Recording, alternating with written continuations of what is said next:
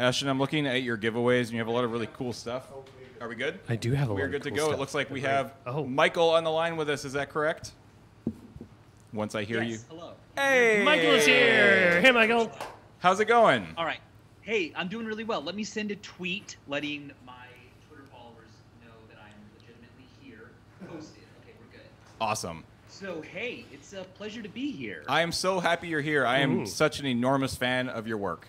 And well, thank you. I'm a fan of your guys' work. Thank you so much. I was obsessed with Desert Bus for a long time. When I learned about Desert Bus for Hope, I was like, you got to be kidding me. I have to be a part of this. Please let me on. Awesome. So you kind of understand what we're doing here, I think?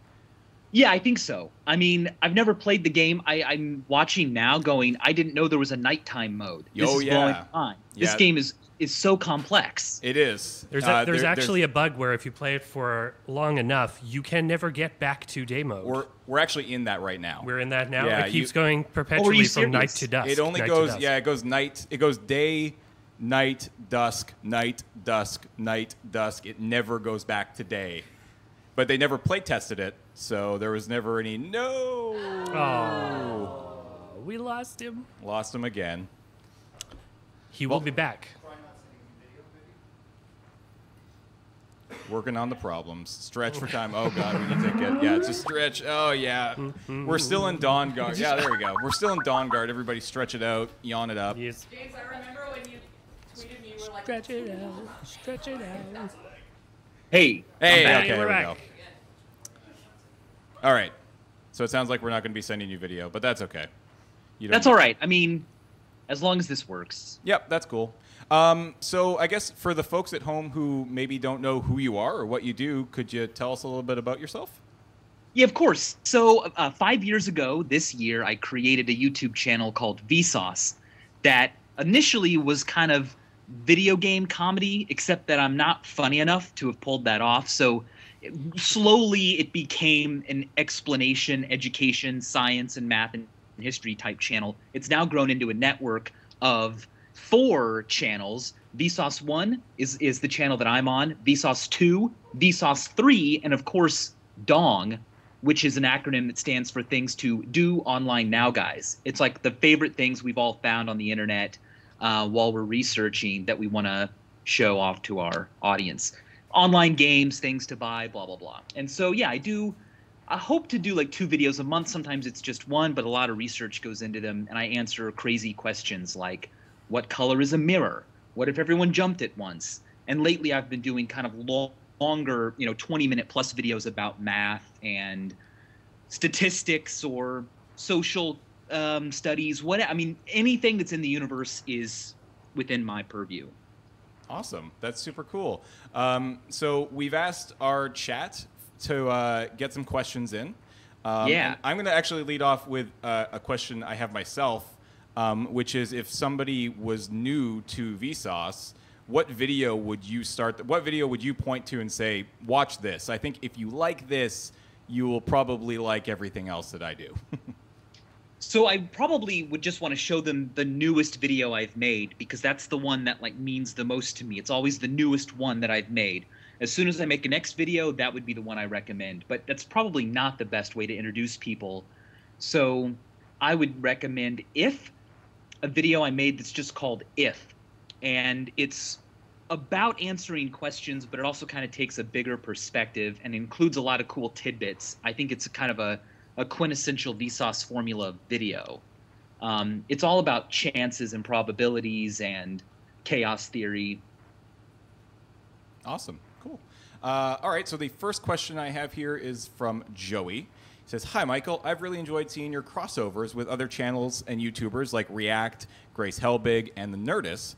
And I'm curious, what percentage of you is usually like, this is the correct business thing for VSauce brand, or, oh my God, BBQ, I get to hang out with Hannah Hart? Right. So it's kind of, I guess maybe it's both, but it's always wanting to meet each other first. It's like, we should meet up, but you use the collaborative video idea as an excuse to meet up because one, it's less awkward than, hey, do you want to get a coffee or do you want to come hang out? But also the life of a YouTuber is often always be posting, always be busy, always be working on something. So if we're going to hang out, we may as well tweet, Instagram, or film videos together because that's just the mode we're always in. So it begins with I want to meet that person. I want to be associated with them because they're so cool. I hope their coolness rubs off on me. Meanwhile, let's do our normal content creation stuff together because why take a break? If you take a break, you might fall behind. Awesome. Yeah, absolutely. I know that feeling. Yeah. Quentin asks, why do you keep popping up from the bottom of the frame in your videos? Well, it allows me to combine leg day and video filming into one at the same. Actually, it's because I don't do jump cuts, just as a weird choice. It's kind of like an idiosyncratic choice. And so if I have to start from somewhere else while I'm filming, since I just print off scripts and then kind of memorize paragraph by paragraph, to fill in the seams, I come in from off screen, and the pop in is like gives you all this energy, right? You can't pop up and not be full of energy. I remember hearing about Gary Sinise. I think he was in a play in Chicago once, and he had to bust in through a door, and he literally climbed up a hill behind the theater and just ran down the hill and broke in through the door so he'd have all that momentum. And that's what that jump is about. It's about like, I don't want you to be bored, so I can't be bored. I'm going to be literally jumping into the frame. Cool. I like that. John says, and I guess I'll expand, a little bit on this, but how busy are you since you started VSauce? And I guess how much stuff are you doing that isn't directly your weekly or bi-weekly or however often you get those videos up? How much of your life is VSauce, and how much is everything else that you're doing these days? It's pretty much all my life. I mean, there's some managing of all the other things that we do. Like we're going to have a holiday box that comes out this year like we did last year. And, you have to kind of organize those things. I meet with the hosts of VSauce 2 and 3 and the people who run the Dong channel at least once a week, if not more. But I don't have any other job. It's not like, I have to go in because I'm also an accountant on the side. I keep trying to do things that require lots and lots of research because I don't want my episodes to be, I read the Wikipedia page and here's my summation. It's got to be an amalgamation of lots of things, lots of different ideas from different sources. And sometimes those take a while. But like everything I do is research for an episode. If I watch a movie because I want to take a break, I wind up thinking about that movie and saying, oh man, that's a great idea. That made me think of something else, and I'll write it into the script. It's pretty much nonstop. Cool. Along the research lines, have you ever thought, when you're researching one of your topics, have you ever thought something was going to go one way and you've found something really surprising in the science? Yeah, every time. I've never started with a topic and then finished with that topic. I don't really know the title or thumbnail really until the episode is being uploaded, because then I go, all right, what the heck did I do? It's kind of a lot of things all put into one. It's what I've been obsessed with for the last few weeks. But YouTube requires a title, and I can't just call it The Michael Show episode, 20 or whatever. It's got to have a title. So I think lately I've tried to fit more on one topic. Like it's just been one paradox, or it's just been one feature of math that we haven't been able to explain yet. But often I find it interesting where the episode goes, because I don't want to just end it with, and so there you go, isn't the universe cool? There's still so much more to learn. Bye. I want it to end with, the next time this comes up in a dinner conversation, what can you say that kind of ends it, or at least lets everyone know what the real point is? So I always step back 50 million miles and say, all right, look, maybe we can't determine if your red is the same as my red, but what's cool is that we can even ask that question in the first place. Awesome. Ian asks, is the surrealism in VSauce videos intentional or incidental? That is, do you choose subjects and subject shifts intentionally to create a feeling of dreamlike strangeness, or is it just a side effect of the stream of consciousness style of presenting the subjects? I guess it's more of the latter, but it's not very intentional. I'll just, like right now I'm working on a script and I've got 4 really cool things and I don't know how they fit together. They're all related to math, but I don't know how they're the same. So it might feel like I'm changing subject, but in reality it's just kind of a conversation. There's no intentional like, ooh, now it's time for me to switch things up or go in a different direction. It's normally just, I love these 4 things, and I could just focus on one of them and save the others, but I don't want to save stuff. I kind of have this rule that I won't save things that I've learned or that I've heard prior to making a video. It's all going to show up in that episode. So that, I guess, creates the dreamlike state. Because isn't that really what your brain does when you sleep? It takes everything you did that day and files it away, processes it. They get all mixed up. You perceive it in weird ways, but it's, you know, it's still fun, and it's dream. It's literally a dream. Marina asks, what inspired you to upload your first video? What was your first video? Do you remember? My first video was, well, the very, very first thing I ever uploaded to YouTube or anywhere. So I have 2 answers. The first thing I ever uploaded was a shot-for-shot remake of a perfume commercial, but I used hot dogs as stand-ins for the people. Yeah. So it's like a black and white fashion movie, but they're hot dogs, and like they're in various states of undressing, how like in the bun they are, and they'll turn to the camera, and it's all black and white and like, you know, moody. And that was so that I could just learn how to edit. So I learned how to do flashbulb effects, and I learned how to transfer the footage from the camera to the computer.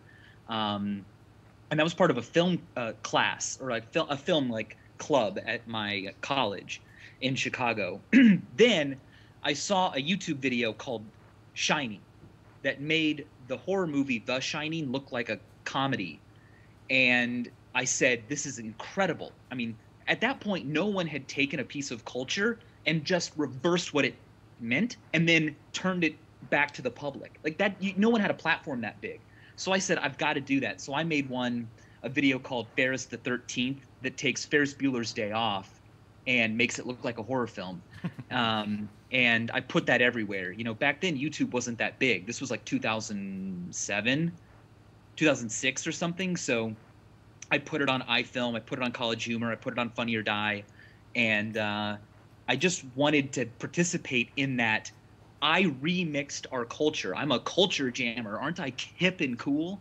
And that's how it all started. Awesome. A couple of people have asked if you hadn't have gone into the YouTubing career, where do you think you would be? What were you? It sounds like you were into film before VSauce came around. Was that something that you were looking at doing, or? Yeah, and definitely acting on stage or directing for the stage. I did that all through college. I did a lot of it in high school, and I was better at that probably than being organized, which was required for doing actual research in science. I did a research project in psychology that studied religion and politics in the brain, but I just wasn't good enough at following instructions and doing each thing as I was supposed to. So luckily, the combination of both could occur because YouTube came around and said, hey, people want to learn things, but you can also perform. And so they both melded together eventually, and VSauce started. Awesome. So I'd probably be like, I don't know. I'd probably be still in graduate school or like working on a PhD or a number of PhDs, all the while acting and doing like plays. Awesome. All right, let's get 2 more questions in here, and we have one that we've been asking all of our call-ins, and that is about what exactly is, because I've only heard it once, Paul, the villain question. Yeah. What is your nemesis? Who would be your nemesis if you were a supervillain? If I was a supervillain, who would my nemesis be? Yeah. Yes. So my nemesis would be like the hero then. Correct. Probably. Interesting question. The most evil thing about me, the most villainous thing about me is probably how dirty my apartment is.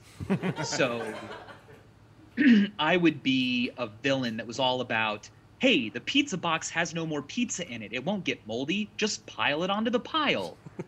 And so my arch nemesis would be someone who judged you based on your cleanliness.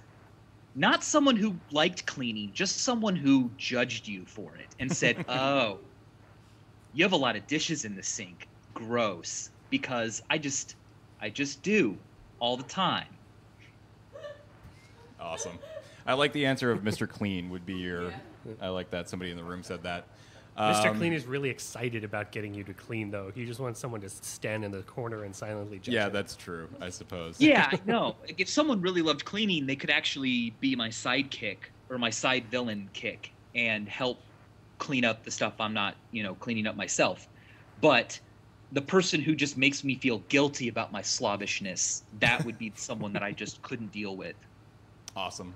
And the final question that I will ask you, and you can get back to your day, is, hey, Michael, are you going to end the call with, and as always, thanks for watching? Well, I guess so, but now it seems anticlimactic. I took that power away from you. I know. Not only does everyone expect it, but now it won't be a surprise or anything. It's like an obligation. Now, if I don't say it, it's like I'm saying I don't thank everyone for watching. And that's actually a problem VSauce has run into, where it's like, well, we can't not end with "and as always, thanks for watching," because people will call us out on it and say we've become ungrateful. It must have been a choice. So the answer is that yes, I have no choice but to thank you for watching. Thank you so much, Michael, for calling in. Thanks, Really Michael. appreciate That was it. awesome. Yeah, and as always, thanks for watching. Saved it. I appreciate what you guys are doing. Thank you so much. Thank you so much for calling in. Really appreciate it. Yeah, bye-bye. Bye. Bye. Yay. Thank you so Michael. much from Michael from VSauce. That was awesome. All right.